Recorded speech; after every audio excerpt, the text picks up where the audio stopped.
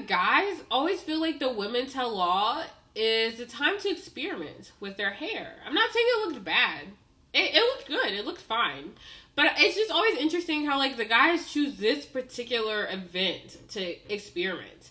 And it made me think back to Matt James when he pulled up in that humongous beard. His hair was grown out a little bit. Like, you know, like, I don't know what it is about this particular event that makes the male leads get up and say, now is my time to debut this hair look that no one has ever seen before. And sometimes it works in the case of Clayton, and sometimes in the case of Matt James, it does not. Hello, and welcome to another episode of Brianna's Bachelor Breakdown. I'm Brianna, your Bachelor Relationship Analyst. If you love getting into the nitty-gritty and unpacking all the drama and relationships happening on the show, then this channel is for you. So today we're going to go ahead and unpack the Women Tell All from Clayton season. So let's go ahead and get started. So I want to first start off with some outfits that really caught my attention. The first one being Teddi's dress, only because at first, when I first saw it, I thought it looked exactly like the dress that she wore on night one. It was like black, mesh, but then when they did the replay, like later in the episode when she had her interview in the hot seat and they did replay her night one entrance, I saw that the night one dress was short sleeve, but this one was long sleeve.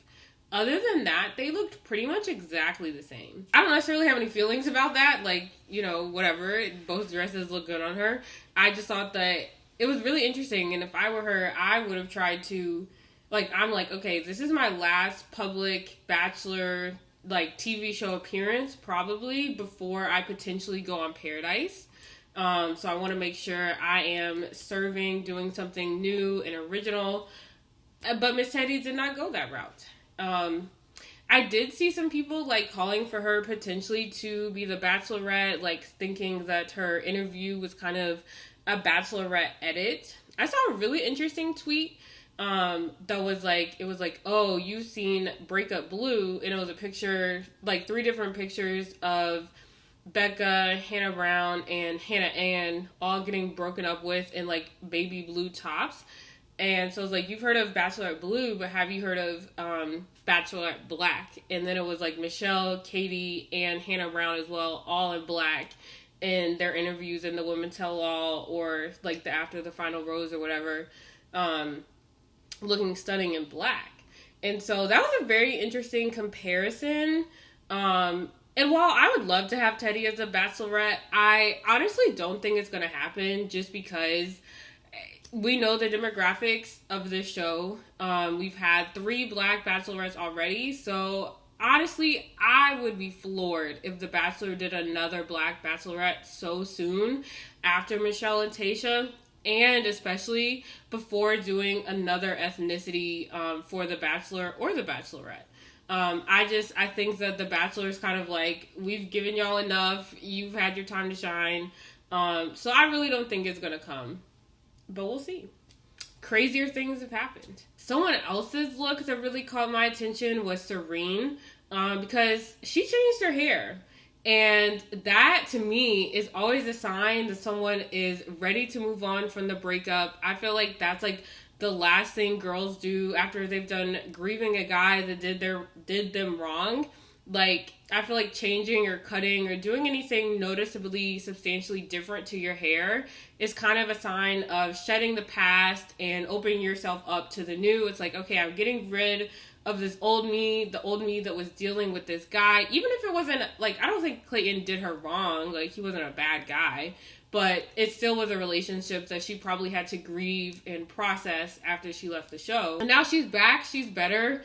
You can even hear it in her conversations and how she was, like, carrying herself that night when Clayton was apologizing to her. And he even said something along the lines of, yeah, like, I know this breakup was probably hard for you, but I hope that it doesn't lead to you shutting down and closing off in your walls again. And she really was like, you don't have to worry about me. And she was like, my walls are not up. Because I know that I have to be vulnerable in order to find the person who is going to be right for me. So sis, she's really processed. She's moved on from Mr. Clayton and she's ready for the right man. And I'm really happy for her. And then the last thing that caught my attention was Sarah and Genevieve looked like they were wearing the same dress, except in different colors. Like, it looked literally the exact same.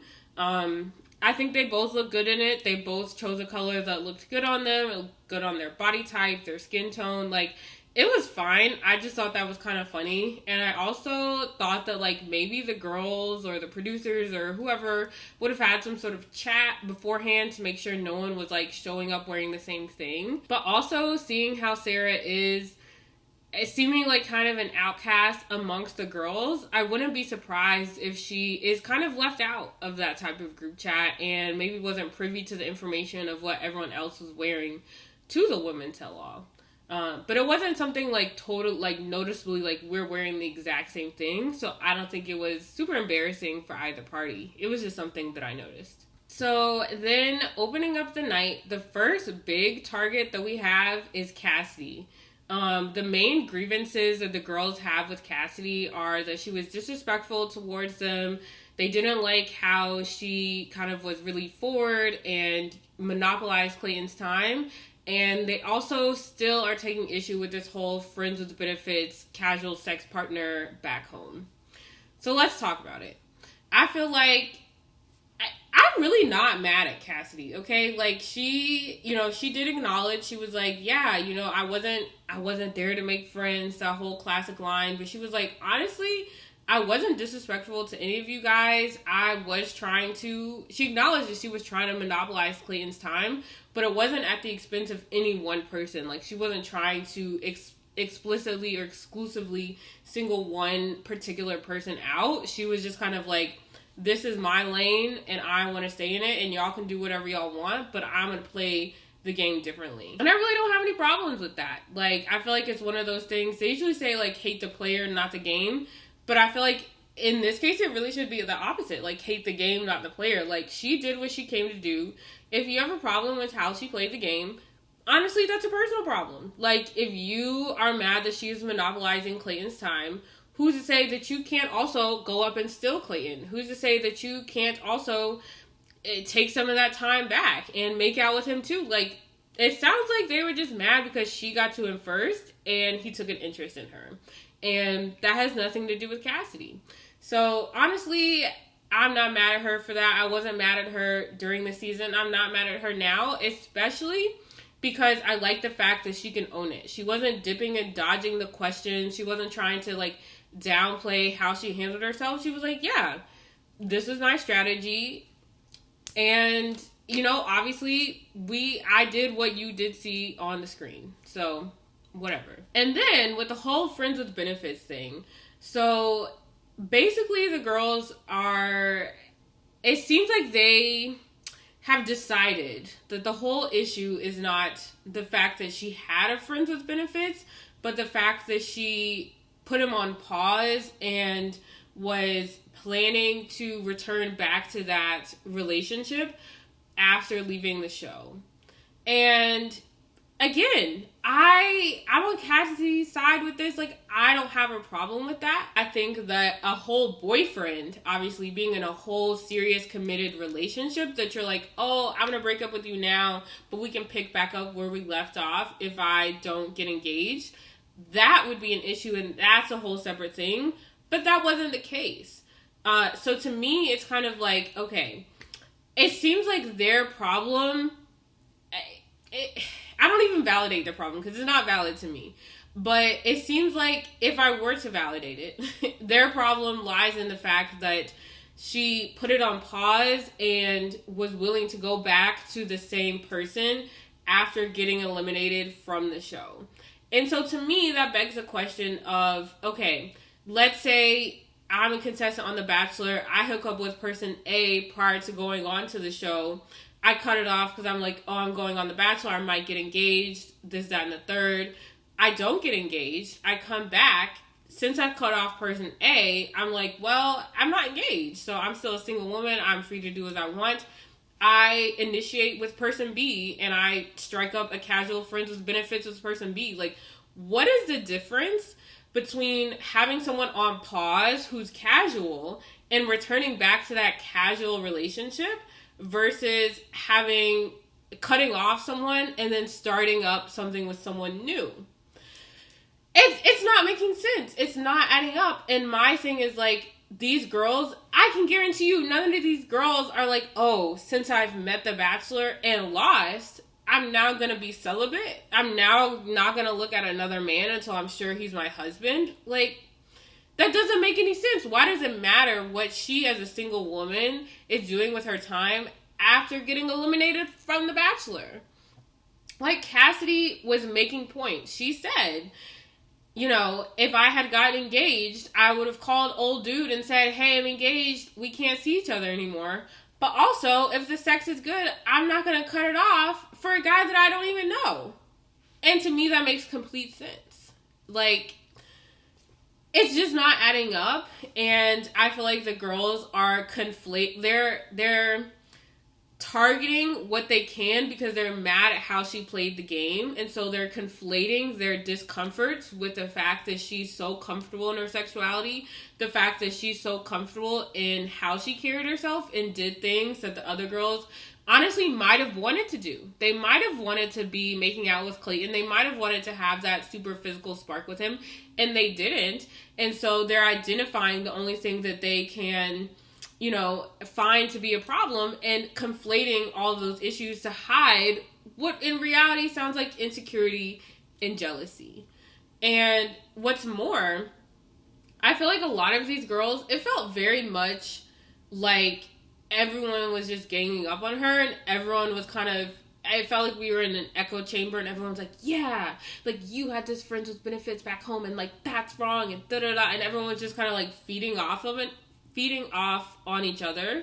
And at one point, Cassidy makes a point, and she's like, you know, honestly, I thought we were past this. She doesn't identify what this is, but to me, I interpreted that as, number one, past the situation, and number two, past in society, past a place in which we're judging women for what they do in their private sex lives.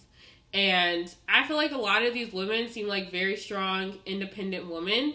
And I feel like had you asked them either individually, what do you think of Cassidy's situation, or anonymously, so if you had presented them with the information with the name redacted, like if you didn't say, hey, what do you think of Cassidy's situation, but if you had said, hey, what do you think about a girl having a friends with benefits that she comes back to after the show, like just make it like, just presenting the facts, I feel like 9 times out of the 10, most of the girls would not have a problem with it.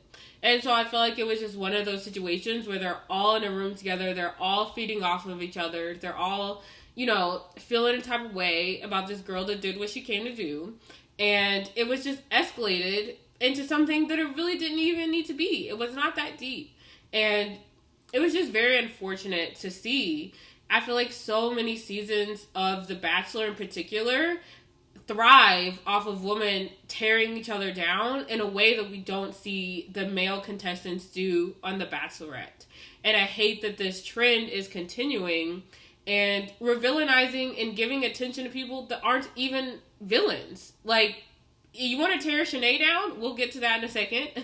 But if you want to tear Shanae down, okay. Like, she deserves it. But Cassidy, not so much. So let's redirect that energy. But let me know in the comments, what did you think of how Cassidy handled herself on the show, how she handled herself at the Women Tell All, the whole friends with benefits scenario? Tell me all of it. I want to hear your thoughts. So then, of course, the next target was Shanae. And so she gets up, everyone's yelling at her. Honestly, it was overwhelming. It was overstimulating for me to watch, just because everyone was like yelling at her. I couldn't tell who was saying what to who about what. Like, it was just a lot going on. Eventually, she gets called to the hot seat, and as she's walking up there, people are heckling her. They're like, "Oh, are you wearing a diaper? Like, cry your crocodile tears, lie to us some more." Like, they're really just like going at her, heckling her. And this is going to be a tangent, not really, but just bear with me.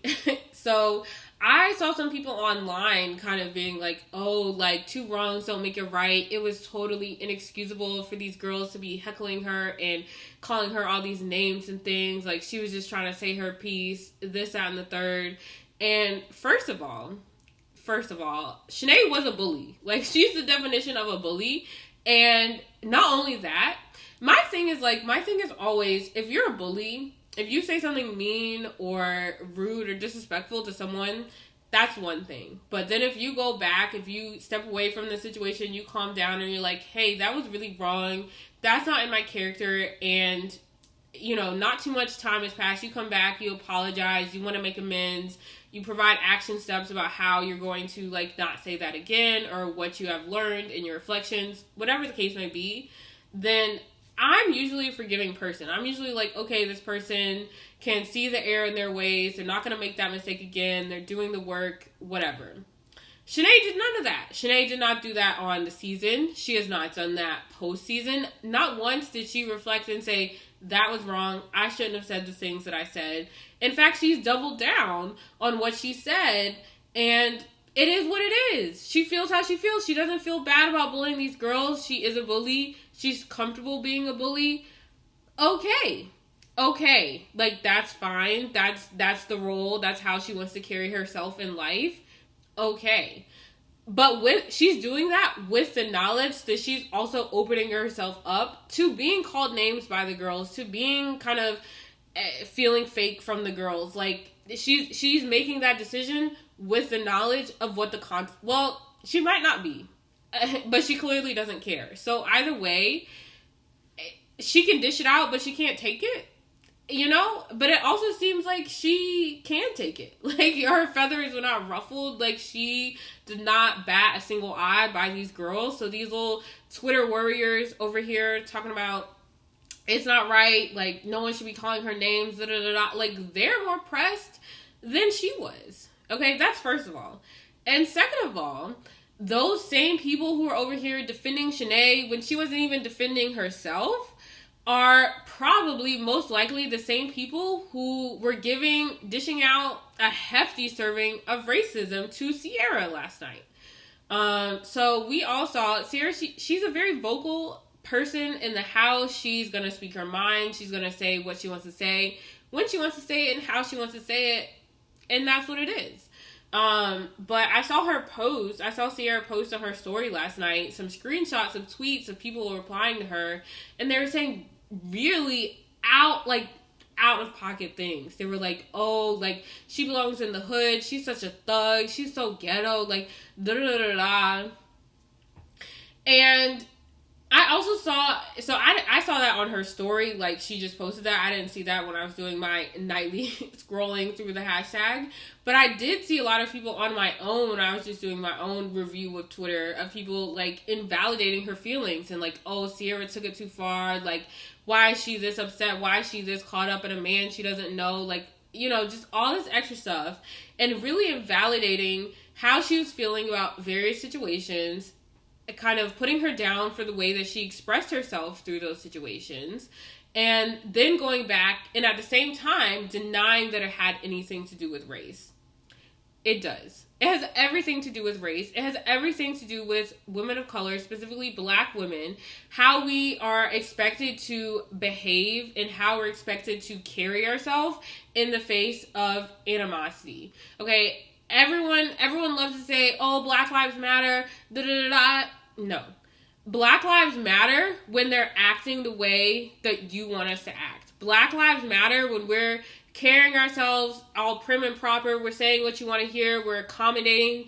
Black Lives Matter when those lives are palatable. Black lives don't matter when we are expressing ourselves authentically, whatever way that might be. If that makes you uncomfortable, that life has to matter as well. If Sierra, you know, raising her voice, speaking over people a little bit, her life still matters. You know what I mean? Like, and what gets me, what really blows me is Hunter, Lyndsey, and Genevieve were all yelling. They were all yelling just as loud as Sierra, and they were all saying these same exact things. They were all making these same exact points about every single situation. They were all talking about how Shanae was wrong, how Cassidy was wrong, how Sarah was wrong, like all this extra stuff.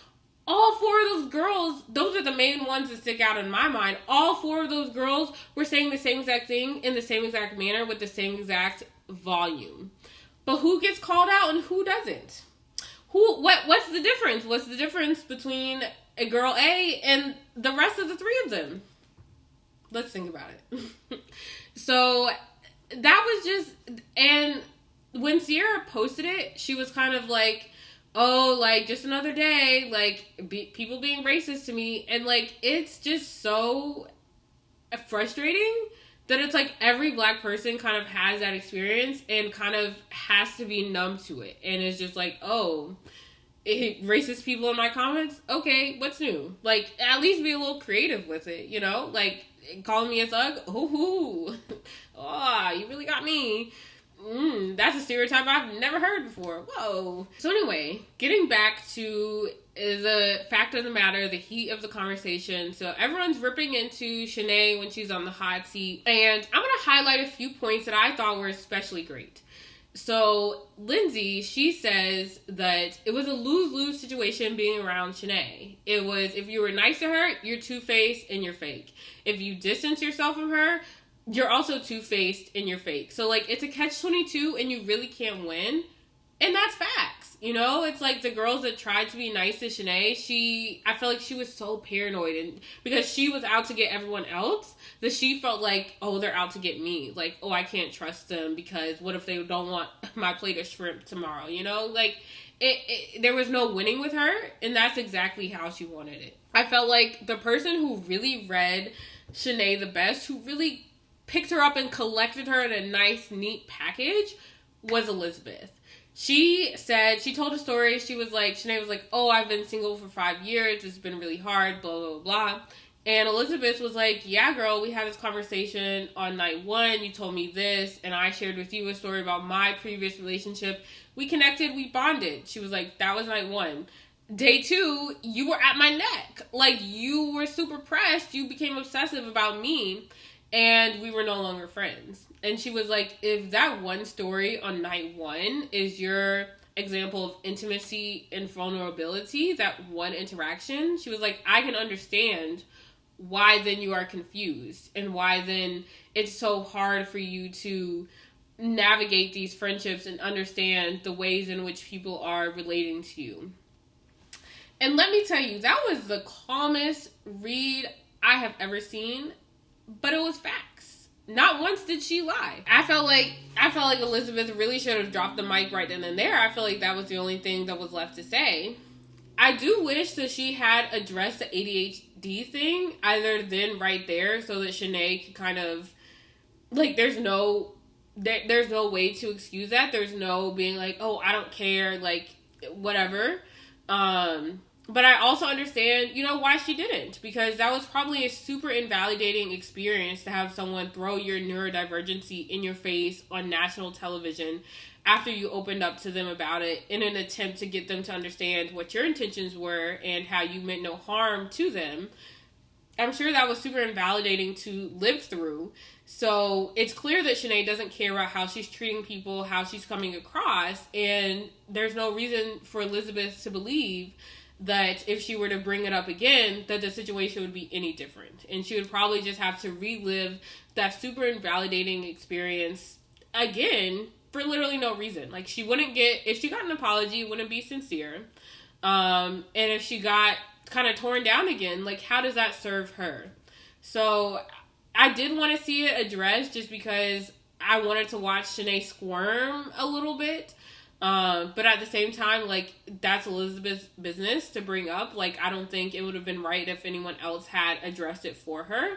So I completely understand why she just wanted to go ahead and move past something that was probably really super frustrating. So finally, Shanae, she does admit that she doesn't care. The girls, Jesse takes the girls through the timeline of Shanae's interactions throughout the house. And he's like, okay, so you did this. How did you feel in that moment? How do you feel now? Da da da da. We get to the last, like, group apology that Shanae provided, and they're like, we thought that was fake. And Shanae was like, it was. I didn't care then. I don't care now. And at that point, it's like, there's no arguing with someone like that. Like, if someone tells you point blank they don't care, they don't care. Shanae did, just like Cassidy, Shanae did what she came to do. She doesn't feel any type of way about it. That's not to say that everyone else's feelings about it aren't valid, because they're super valid. You know, like, they are allowed to feel upset that they were manipulated, that their time was wasted and monopolized by all this drama. But at the end of the day, there's no changing it. Shanae's not going to change who she is. You can't go back and change the past. So it's dead. It's a dead issue. So then we have Sarah. She's the next person to kind of get into the hot seat. Basically, her time is spent rehashing kind of how everything unfolded. I feel like her journey was, like, going well, like, you know, moving along steady but slowly, and, like, you know, chugging along. And then the last 2 to 3 episodes that she was on just kind of blew up in her face. So her time in the hot seat was spent kind of unpacking that and really rehashing what went wrong towards the end of her journey. And the girls, essentially, it felt like another echo chamber moment, similarly to how everyone was kind of ganging up on Cassidy. Like, it felt like everyone whittled down Sarah's experience to being like, you said Clayton cried, you said you guys were crying together on the date, did you cry, did you really cry, da da da. And I'm all one for facts, I'm one for evidence. You know, that is my bread and butter. Like, I don't make any decisions without evidence and facts. But I feel like you know that an argument is lost when you whittle it down to one single detail. You know, because the girls are hinging their whole argument of Sarah's manipulative, Sarah was trying to, like, make us think that she was the one, Sarah was trying to sabotage all of us so we would leave. They're trying to hinge that entire abstract argument on, you said that Clayton cried, and we don't believe that Clayton actually cried. You know? Like, I feel like there needs to be some deep... Like, when I was watching the show, I felt like it was one of those situations where I was like, maybe we're missing something. Maybe the audience is missing a key conversation that happened off camera between Sarah and the girls. But processing it as I was watching it and watching it back now, I honestly feel like, okay, maybe Sarah did lie, whatever. But I feel like she was a person who was navigating, honestly, being blindsided. Because she said on multiple occasions that she thought these girls were her friends. She thought she could confide in them and that they were happy for her. They were happy with how her relationship was progressing and moving along. And so for them to come back and be like, you made us all feel like we wanted to leave. Like, we felt like you were manipulative and all this extra stuff. Like, I think she was honestly just very blindsided and didn't know how to navigate that conversation. And once things started kind of getting away from her, it just got bigger and bigger, and she couldn't control that situation anymore. That's honestly what I feel like I'm watching. And I don't think that, you know, like I said, just whittling it down to, did Clayton cry or did he not cry? I don't think, if that's the root of your argument, I don't think that's enough of a claim to substantiate, oh, she's manipulative, she had poor intentions, she was trying to sabotage us. It's just not, like, if we're speaking in, like, evidence factual court terms, like, it's not substantial evidence enough to build a whole case out of. And honestly, I was on Sarah's side then, and I'm still on Sarah's side. And I think it's really unfortunate how everything played out. Because, like I said, I think that she genuinely thought these girls were her friends. And on the other side of that, maybe she was oversharing. Maybe she kind of lacked a little bit of self-awareness and was not realizing that how much detail she was divulging were hurting the other girls. But at the same time, she's not the only person in that conversation. So if someone is telling you something that's making you uncomfortable, it's also on you to communicate, hey, this is making me uncomfortable. I actually don't want to know all these details about your date. I'd prefer to keep it surface level. If that's communicated, and then Sarah continues to overshare and divulge all these personal details, then that's intentional. Then that's manipulative. But it doesn't sound like that conversation was ever had and that those boundaries were ever set by those girls that were frustrated and on the receiving end of those conversations. And I don't think that angle was given enough attention and perspective in the whole Sarah debacle situation.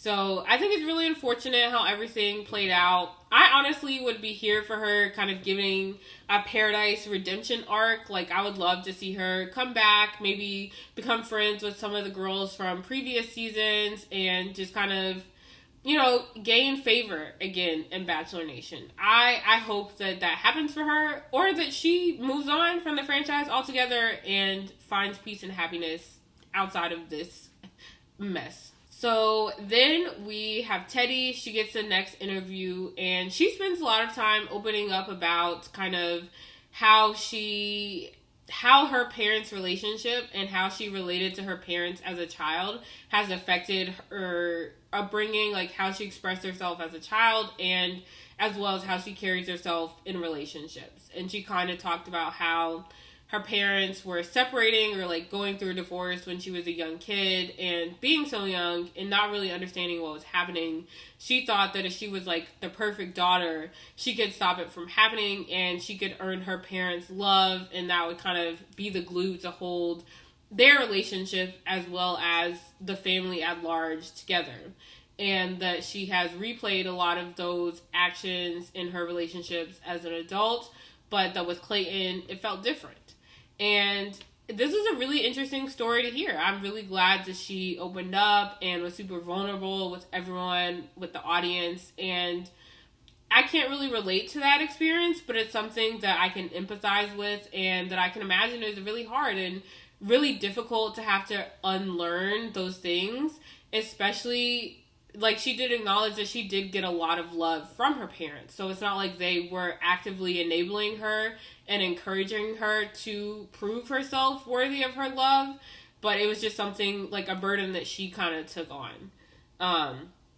And it was really interesting seeing her watch herself back, especially in like the last like exit limo scene when she was like, I know I'm worthy of love, but like, why do I keep coming up short?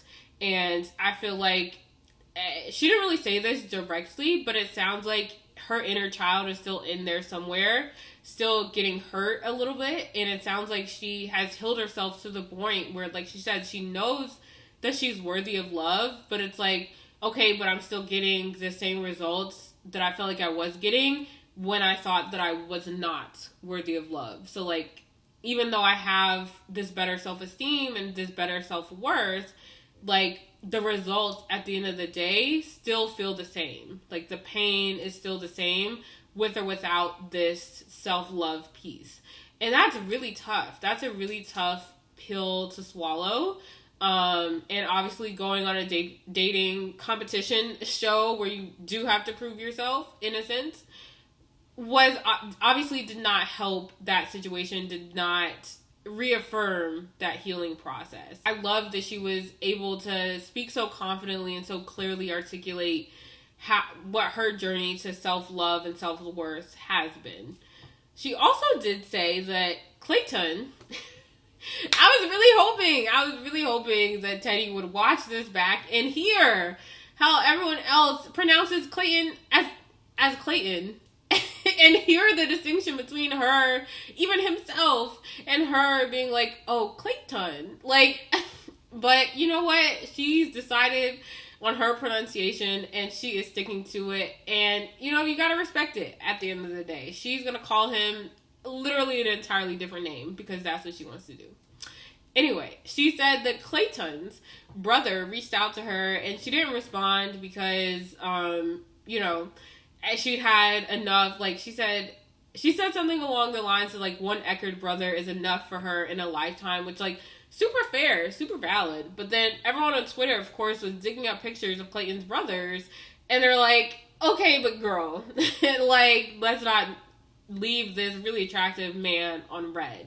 So, like, I get why she doesn't want to mess with him. Like, yeah, that'd probably be really messy if she showed up at an Echard, family dinner or whatever. But, like, at the same time, he is attractive. And if he's showing interest in you, what's wrong with a little bit of reciprocation? What's wrong with a first date?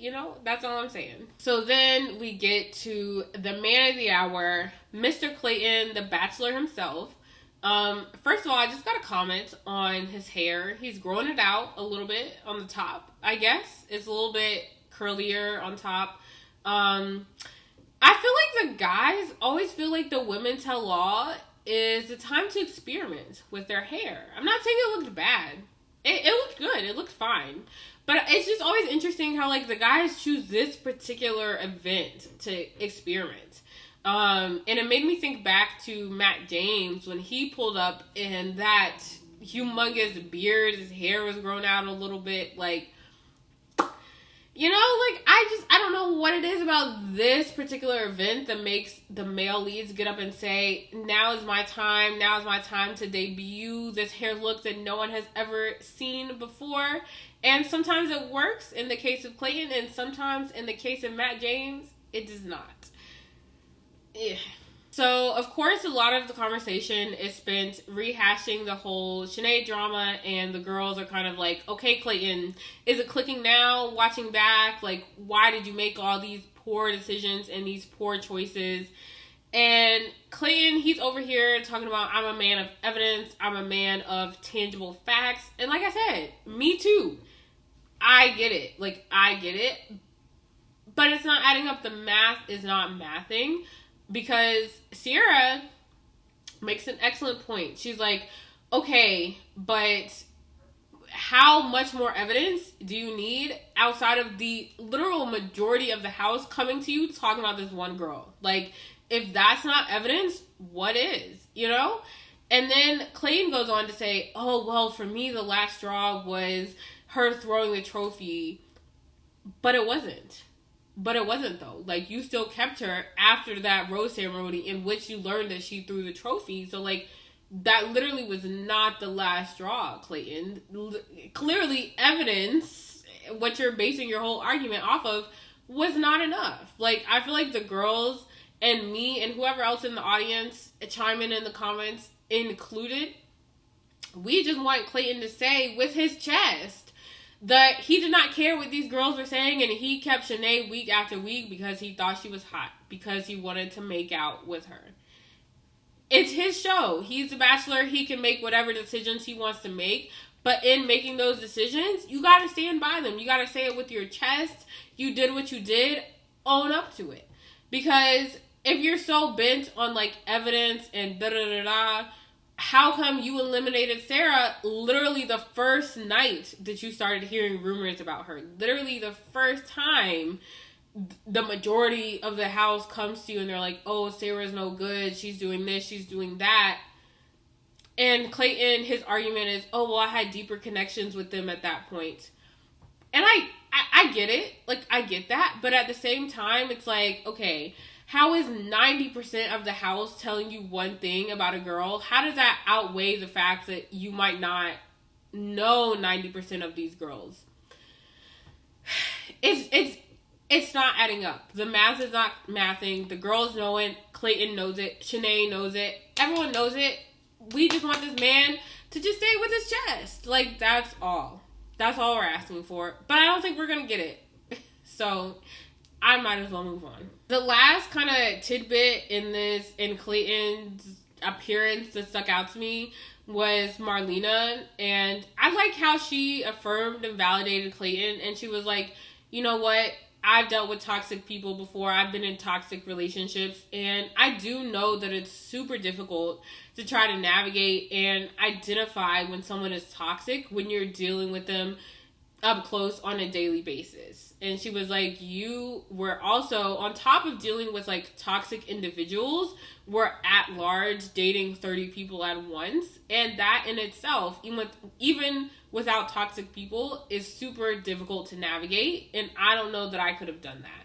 So I love that she affirmed him and validated him in that way, because while Clayton did make a lot of really dumb decisions and is still not owning up to them,